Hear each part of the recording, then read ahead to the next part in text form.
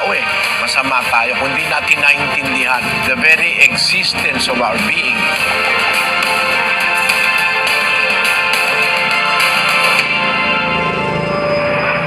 Kung mag-aaral ka sa iba-ibang mga areas of life and knowledge, makikita mo yung purpose of life. Merong isang klase ng bubuyog na nabubuhay siya matagal na panahon. Tapos pagka siya'y nakipag-mate, nag-asawa sa bubuyog, yun na ang huling araw niya sa mundo. Pakibasa mo nga ito, kapatid na Daniel. Ito po ang sexual suicide by honeybees, the tragic plight of the male honeybee. The male honeybee, called a drone, exists for one reason only: to mate with the queen. He is entirely expandable once he provides this service to the colony. The drone takes his mission seriously, however, and will give his life for the cause. Honeybee sex occurs in mid-air when the queen flies out in search of mates. Drones compete for the chance to mate with their queen, swarming around her as she flies. Eventually, a brave drone will make his move. As he grasps the queen, the drone everts his penis using a contraction of his abdominal muscles and hemostatic pressure, and inserts it tightly into the queen's reproductive tract. He immediately ejaculates with such explosive force that the tip of his penis ruptures and is left behind inside the queen. The drone falls to the ground where he dies soon after. Kung pag-aaralan mo, ang purpose ng life ng isang honeybee na ang tawag ay drone, isang bee na lalaki, pagka nag-mate na siya to impregnate the queen, mahuhulog na siya sa lupa. Patay na siya. So ang purpose ng drone is just to impregnate the queen. That is the end and that is the purpose of his life. Ngayon, yung honeybee, kaya yan dumadami ng napakarami.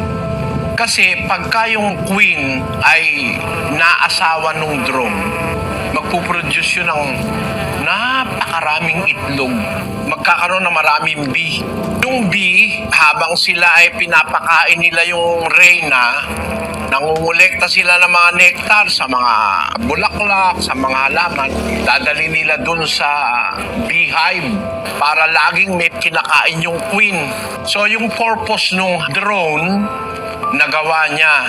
Pero may purpose naman yung existence nung queen. Kasi yung queen, ang pinoproteksyon na naman ng lahat ng iba pang mga bee.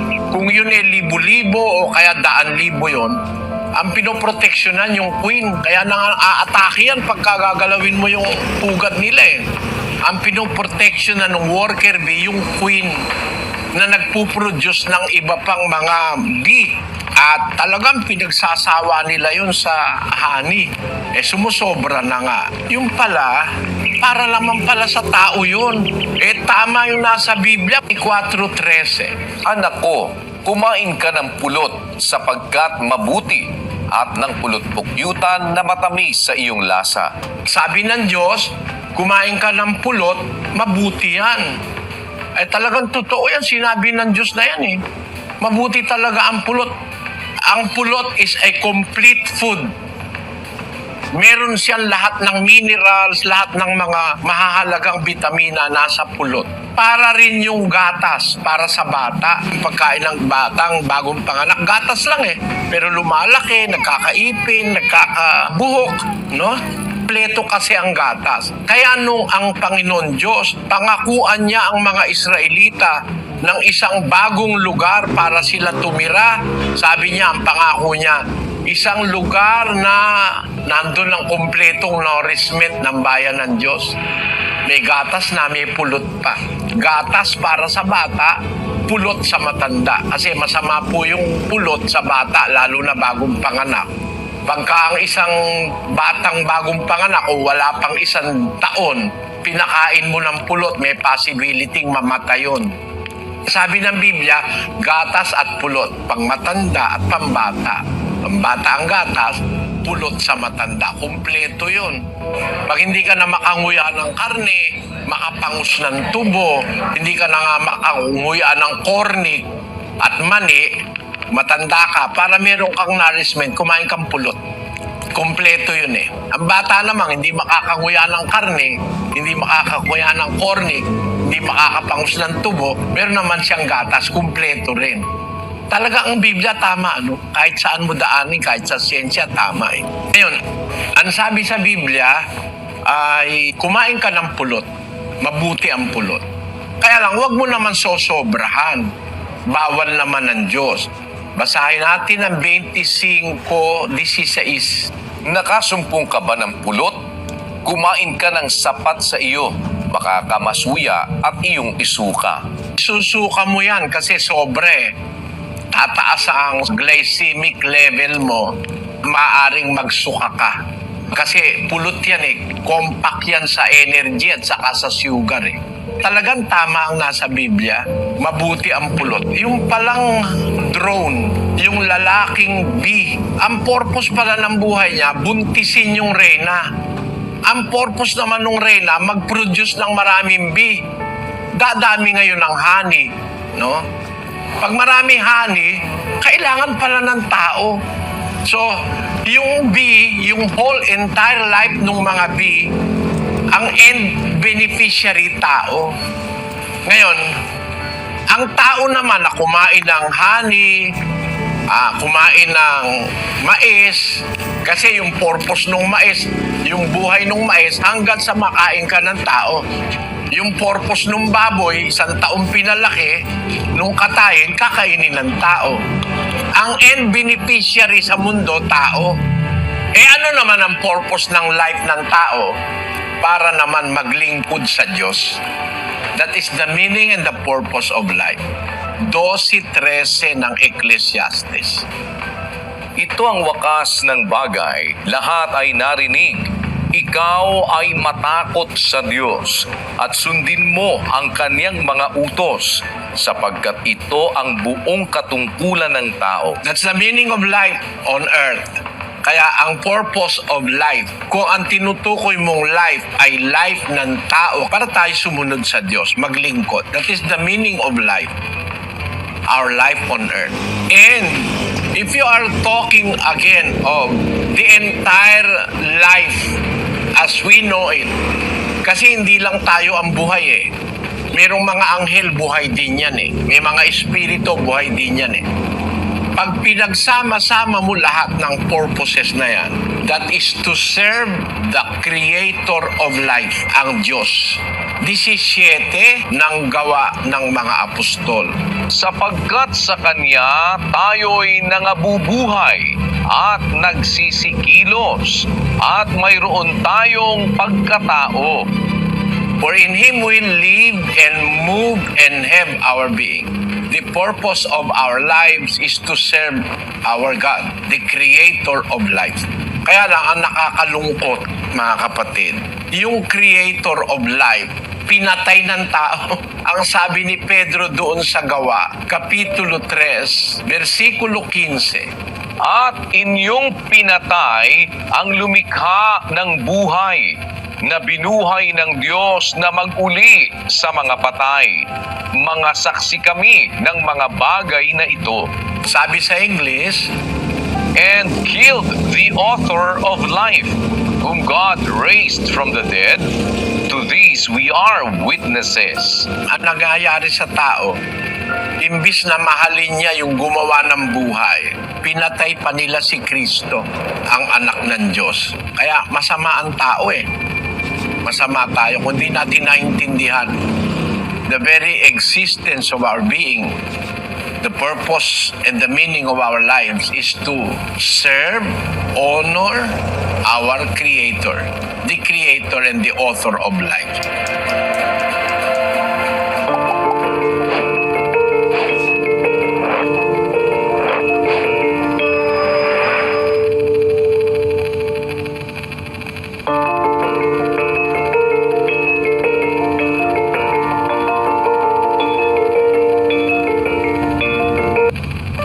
Ano daw po ba talaga ang purpose ng buhay kung bakit ginawa ng Diyos? Ay, meron. Napakagandang tanong niya. What is the meaning of life? What is the purpose of life? Napakaganda po niyan. Kung ang itinatanong mo, if your question refers to life on earth, because there are two lives in the Bible. I have to clarify this first.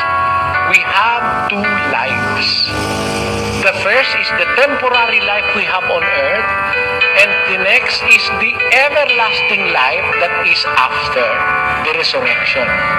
Ngayon, ano ba ang purpose of life? The best answer is recorded in the book of Ecclesiastes chapter 12 verse 13. It says, Let us hear the conclusion of the whole matter. Fear God and keep His commandments, for this is the whole duty of man. have you noticed that?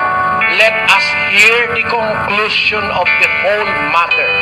This is the conclusion of everything that exists, everything we do, everything we enjoy in life, everything that we have, every resources that God have given us. The conclusion is this, that we have to fear God and obey His commandments, for it is the whole duty of man. Ito ang wakas ng bagay. Lahat ay narinig. Ikaw ay matakot sa Diyos, sundin mo ang kanyang mga utos, sapagkat ito ang buong katungkulan ng tao. Sa Kastila, ang sabi ron, el fin de todo el sermon es oído, teme a Dios y guarda sus mandamientos, porque esto es toda la felicidad del hombre. Wala nang ibang dahilan ng buhay, kundi tayo kumilala sa Diyos. After all, He is our Maker, He is our God, He is our provider, and He is our judge. Yun ang gagawin natin. That's the most important thing in life, to acknowledge the existence of that great Creator who have created us and to do His will, so that we will enjoy life eternal after the resurrection. There is another life. Tandaan nyo, wala nang ibang dahilan ng buhay kundi para kumilala tayo sa Diyos. Sumunod tayo sa Kanyang utos para makasama natin Siya sa langit. Wala na pong ibang dahilan ng buhay. Wala namang kwenta ang buhay kung ikaw mayaman ka. Maiiwan mo naman Ha? 40 milyong hektarya ng lupa ang pag-aari mo. Ang titulo mo, ganyang kakapal ang dami. Pag namatay, kaanin mo yun. 1 metro kudrado ka lang.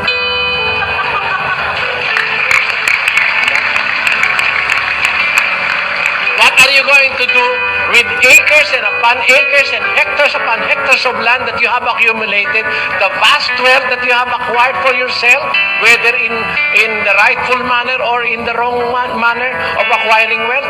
What will that do to you? Sometimes it will even prejudice your salvation, your knowledge, your belief in God. When a people or when a person is very rich, he feels that he has everything in this world. He doesn't need anymore the services of people. And sometimes he feels that he does not need any more God because he is very much stable. Compared to the poor who always pray to God just for a breakfast. At night, God, our problem is the breakfast that we have. We must have tomorrow. The breakfast for my sons and daughters. He kneels and prays to God because he has nothing in life. The only hope in him is that he believes in God. Minus God, then everything will be in vain. Alisin mo ang Diyos, wala na pong kwenta ang buhay. Wala nang sagot ang ibang tanong. Pag wala ang Diyos, minus God, then everything will fall down. But with God, every question will be answered, every problem will be solved. Calm judgment. Yun po.